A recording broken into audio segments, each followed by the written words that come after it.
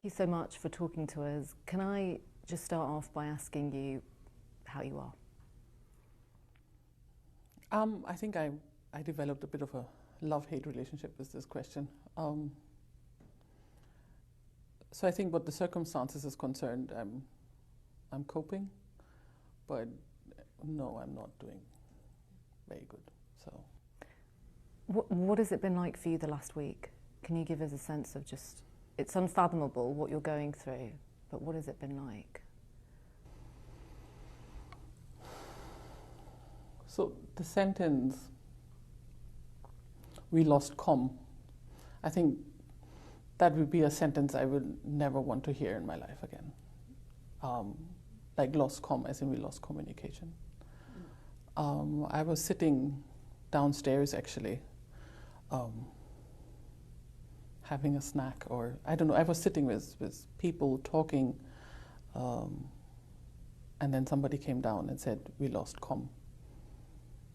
And I think I didn't comprehend at that moment what that meant.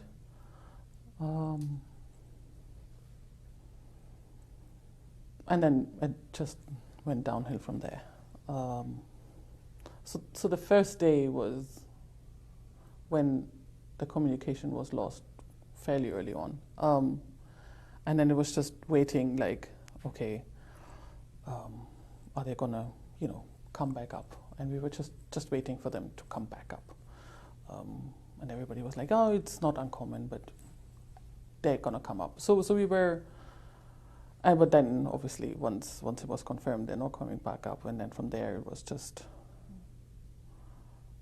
yeah. Were you aboard the vessel? Were you here? Yes, I was on board the vessel. I was on the ship. I was so seasick the first 2 days, which in I don't know. So the seasickness, and then we were just like, that went better, but then everything else went worse. So I rather would be seasick than having to go through that, let's put it this way. And it was just, I don't know.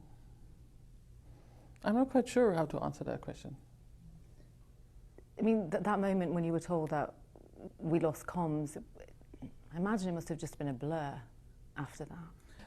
Well, a bit delayed, I would say, because, as I said, so we were all, well, we all thought, yeah, they're just going to come up. So that shock was delayed by about 10 hours or so. By the time they were supposed to be up again, like there was a time, I don't remember the time, but where they were supposed to be up on the surface again, and when that time passed, that's when the real shock, then, not shock, but when the worry and the not so good feeling started. Did you have hope throughout the Yes. search? Yes, we had loads of hope. I think that was the only thing that got us through it, because we were hoping, and there was, we talked about, things the pilots can do, like dropping weights, and, there were so many actions the people on the sub can do in order to surface. So we went, it was like this roller coaster, well, or like, I don't know, like a wave. We went, so first, yeah, okay, they would drop the weights, but then the ascent will be slower.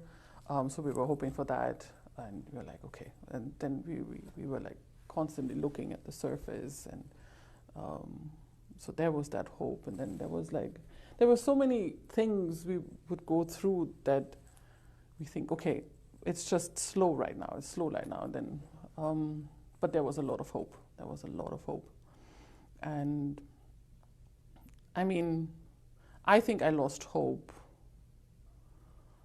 when we passed the 96 hours mark. That's when I lost hope.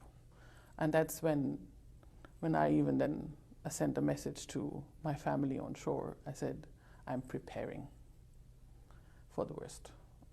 that's when I lost hope. But my daughter, for example, she didn't lose hope until the call with the Coast Guard, when they basically informed us that they found debris. That's when she also lost hope. And this is 17-year-old Alina. That is 17-year-old Alina, yes. And she was with you on the vessel? Yeah, she was with me on the vessel. Tell me about the support that you both gave each other over the course of she's such an incredible young woman. She's so self-aware.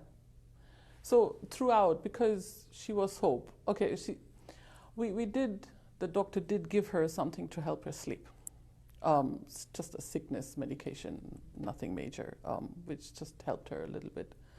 And I was very glad for that, because she actually got a good rest, and I think that helped her to cope with that.